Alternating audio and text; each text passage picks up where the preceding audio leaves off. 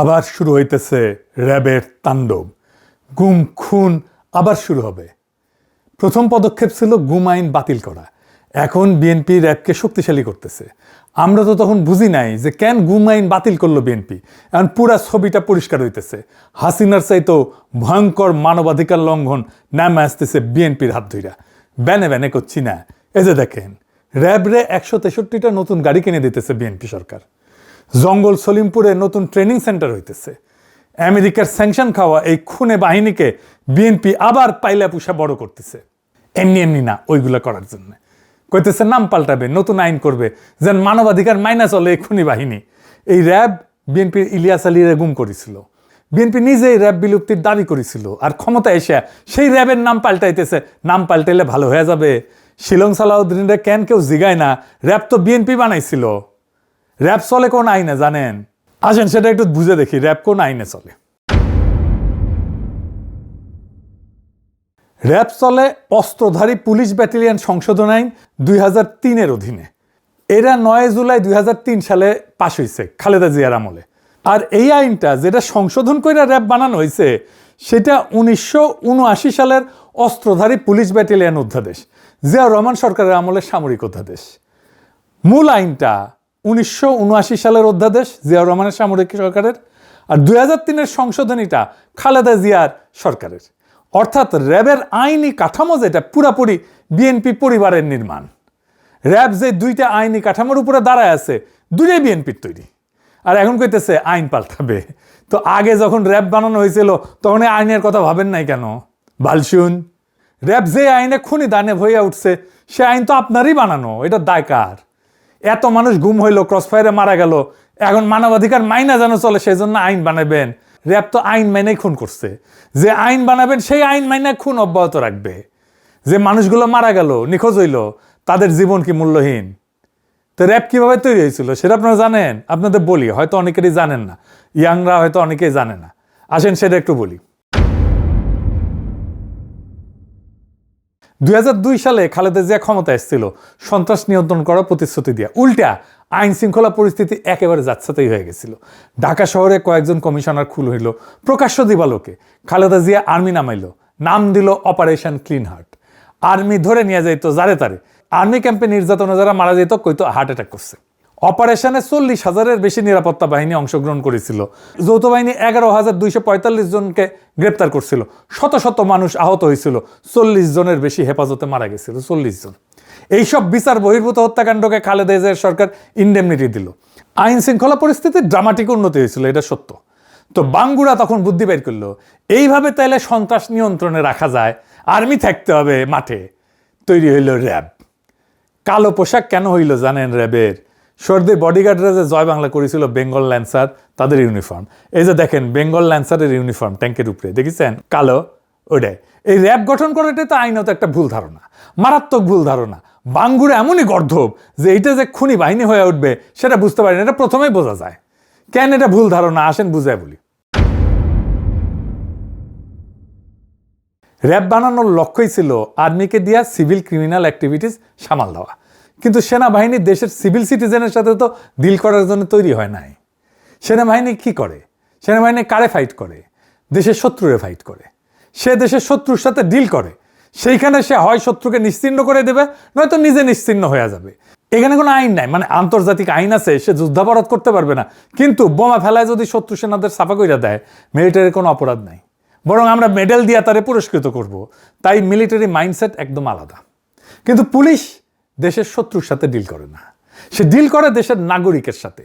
তাকে দেশের আইন মাইনা, নাগরিক অধিকারের সীমানা মাইনা ডিল করতে হয়।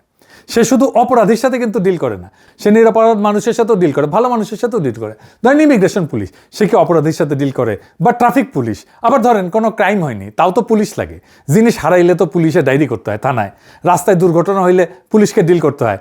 কেউ হারাইয়া গেলে আমরা পুলিশের সাহায্য নিই। ধরেন কেউ রাগ কইরা বাসা থেকে বের হয়ে গেছে, আপনি খুঁজে পাইতেছেন না, এটা তো ক্রিমিনাল অফেন্স না, কে ডিল করবে? পুলিশই তো। তো এই পুলিশের কাজ মিলিটারি মাইন্ডসেট দিয়ে চালানো যাবে? মিলিটারির মতো করে সিভিল ইস্যু ডিল করা যাবে? তাইলে করা যাবে? এটা হবে না তো। প্রতিষ্ঠার পরে খালেদা জিয়া র্যাবের ভূমিকা প্রশংসা করছিলেন, বলছিলেন যে প্রশংসা করতেছে সন্ত্রাস দমনে সাহসী এবং নিরপেক্ষ অভিযান চালানোর জন্য। পরে উনি বুঝেছিলেন যে ভুল হয়েছে। ভুল বুঝে কি করলেন?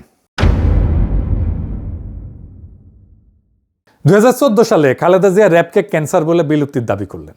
নারায়ণগঞ্জে 7 খুনের পর খালেদা জিয়া প্রথম প্রকাশ্যে র্যাব বিলুপ্তির দাবি তোলেন। 10ই মে 2014 নিখোঁজ বিএনপি নেতা সাজিদুল ইসলাম, মানে আমাদের তুলির ভাই আর কি, তার পরিবারের সঙ্গে দেখা করিয়া বললেন যে র্যাব গঠন হয়েছিল জনগণের জীবন সম্পদ রক্ষা করার জন্য, কিন্তু এখন এই বাহিনী রাজনৈতিক উদ্দেশ্যে ব্যবহার হইতেছে। আমি এই এলিট ফোর্স বিলুপ্তির দাবি করতেছি। খালেদা জিয়া নিজে বিলুপ্তির দাবি করছে, তুলির ভাইয়ের বাসায় গিয়ে এই দাবিটা করছে। 13ই মে 2014 সিদ্ধিরগঞ্জে 7 খুন হয়েছিল না? এই 7 খুনের পরিবারগুলো সান্ত্বনা দিতে যেয়ে বলেন এই বাহিনীর আর কোনো প্রয়োজন নাই, কারণ তারা জনগণের বিরুদ্ধে দাঁড়িয়েছে। 2014 সালেই মুন্সিগঞ্জের এক সমাবেশে খালেদা জিয়া র্যাবকে ক্যান্সার আখ্যা দিয়ে বলেন সংস্কারে কাজ হবে না, বিলুপ্তি করতে হবে। র্যাবকে রক্ষী বাহিনীর সাথে তুলনাও করেছিলেন। 28শে মে 2014 লন্ডনে জিয়াউর রহমানের 33তম মৃত্যুবার্ষিকীর অনুষ্ঠান হতেছে। তারেক রহমান র্যাব বিলুপ্তির দাবিতে গণস্বাক্ষর কর্মসূচি উদ্বোধন করে কইলেন র্যাব অবিলম্বে বিলুপ্ত করা সময়ের দাবি। নারায়ণগঞ্জের 7 খুনে শুধু র্যাব সদস্যরাই জড়িত না, প্রধানমন্ত্রী শেখ হাসিনাও জড়িত। বিএনপি র্যাব বিলুপ্তির জন্য 2024-এর পরে আনুষ্ঠানিক সুপারিশও দিল। কি মজার কথা! 5ই ডিসেম্বর 2024 অন্তর্বর্তী সরকারের পুলিশ সংস্কার কমিশনে আনুষ্ঠানিক প্রস্তাব জমা দিল। সেখানে র্যাব বিলুপ্তি আর একটা পুলিশ কমিশন গঠনের সুপারিশ ছিল। 10ই ডিসেম্বর গুলশান কার্যালয়ে সংবাদ সম্মেলন করল বিএনপির স্থায়ী কমিটির সদস্য আর এখনকার স্পিকার মেজর হাফিজ। ওইখানে আনুষ্ঠানিকভাবে দাবিটা ঘোষণা করলেন। উনি বললেন মেডিকেল সায়েন্সে এটা বলা আছে যখন গ্যাংগ্রিন পুরোপুরি ছড়ায়া যায় তখন কাইটে ফেলা ছাড়া উপায় থাকে না। র্যাব আন্তর্জাতিকভাবে নিন্দিত হইয়া দেশের ভেতরে দানবে পরিণত হয়েছে। বেশিরভাগ গুম, খুন আর বিচার বহির্ভূত হত্যাকাণ্ড র্যাবই করেছে। তাই আমরা এর বিলুপ্তির সুপারিশ করিতেছি। ভিডিও আছে, দেখেন, এডিটর সাহেব দেখান। যত ধরনের খুন যখন এবং যত এক্সট্রা জুডিশিয়াল কিলিং সব কিছু অধিকাংশই এই র্যাবের মাধ্যমে হয়েছে। সেজন্য আমরা এটিকে বিলুপ্ত করার জন্য সুপারিশ করেছি। দেখেছেন, এইভাবে বলার পরে ইউনূস সরকারের তো উচিত ছিল পরের দিন র্যাব বিলুপ্ত করে অধ্যাদেশ জারি করে নাই। কেমন বেকুব দেখেন, রেখে দিছে। হ্যাঁ, এত বেকুব এই ইউনূস সরকার ছিল। এখন এই 22তম প্রতিষ্ঠাবার্ষিকী হইল এই কয়েকদিন আগে, ওইখানে শিলং সালাউদ্দিন গেছে। ওইখানে বলে যে র্যাবের জবাবদিহিতা, স্বচ্ছতা আর মানবাধিকার সুরক্ষা নিশ্চিত করতে নতুন আইন প্রণয়নের উদ্যোগ নিয়েছে সরকার। সরকার বিবেচনা করতেছে এই বাহিনী বর্তমান নামে চলবে নাকি নতুন এলিট ফোর্স গঠন করা হবে। নতুন নাম হয়েছে কিন্তু। আরো বলছে যে কিছু কর্মকর্তার কর্মকাণ্ডে বাহিনীর ভাবমূর্তি ক্ষুণ্ণ হয়েছে। ফ্যাসিবাদী শাসন আমলে কোনো প্রতিষ্ঠানই অক্ষত থাকে নাই, পুলিশ, সেনাবাহিনী, র্যাব, বিজিবি সবাই। কিন্তু কয়েকজন কর্মকর্তার কাজের জন্য পুরো প্রতিষ্ঠানকে তো দায়ী করা যায় না। না না না, তা তো বটেই। এই যুক্তি তো আওয়ামী লীগও দেয়। যারা গ্যাংগ্রিন বলবে এরা নিজেরা, তার 2 দিন পরে বলবে কয়েকজন কর্মকর্তার কাজের জন্য পুরো প্রতিষ্ঠানকে দায়ী করা যায় না। খালেদা জিয়া বলবেন সংস্কার করে লাভ নাই, বিলুপ্ত করতে হবে। আর এরা বলবে নাম বদলাবে, আইন ঠিক থাকবে, বাহিনী থাকবে। যেই তারেক রহমান লন্ডনে নির্বাসনে থেকে র্যাব বিলুপ্তির জন্য গণস্বাক্ষর কর্মসূচি শুরু করছিলেন, সে বাংলার লুথার কিং যখন হইল তখন র্যাবের গাড়ি কিনে দেয় 163টা, নতুন ট্রেনিং সেন্টারের ব্যবস্থা করে। নাম হবে SIF, স্পেশাল ইন্টারভেনশন ফোর্স। ওরে বাবা, ইংরেজি যেহেতু কইছে ঠিকই কইছে না। আপনারা নিজেরা যা দাবি করেছিলেন অন্য সরকারের কাছে, এখন নিজেরাই করেন সেটা। নিজের দাবি নিজেই মানেন, আমাদের দাবি মানা লাগবে না। আপনারা নিজেরা যে দাবি তুলেছিলেন সেই দাবিটাই পূরণ করেন না কেন? নতুন বোতলে আগের মদ খাইতে চাই না তো আমরা। এটার নাম করতে রাজনীতি না, এটার নাম বিশ্বাসঘাতকতা। সরাসরি নিরবিচ্ছিন্ন লজ্জাহীন বিশ্বাসঘাতকতা। এই জন্য আজকের তরুণ সমাজ পলিটিশিয়ানদের পছন্দ করে না। এদের কোনো কথার দাম নাই, 1 ফুটা পয়সা দাম নাই। তারেক রহমান নিজের প্রতি কমিটমেন্ট তো রাখেনি, নিজের মায়ের একটা অঙ্গীকারও রাখে না। তারেক রহমান খালেদা জিয়ার জানাজায় গিয়ে সবাইরে বলছে আম্মার যদি কোনো পাওনা থাকে সেটা আমি শোধ করব। তাহলে শোধ করেন। খালেদা জিয়া যা বলছেন, জাতির কাছে যা প্রতিশ্রুতি দিয়েছেন সব রাখেন, পরিশোধ করেন। মায়ের প্রতিশ্রুতি পরিশোধ করেন। রাজনীতিবিদ হিসেবে তো ব্যর্থ হয়েছেন, সন্তান হিসেবে ব্যর্থ হইয়েন না। যে বাহিনী আপনাদের বাইরেই ঘুম করছিল সেই বাহিনীকে আপনারা পাইলা পুষা বড় করতেছেন। এর দাম দিতে হবে। আজ না হোক কাল না হোক পরশু, দাম দিতেই হবে। ইতিহাস কাউকে মাপ করে না, বিশ্বাসঘাতকতাকে কোনোদিনই করে না।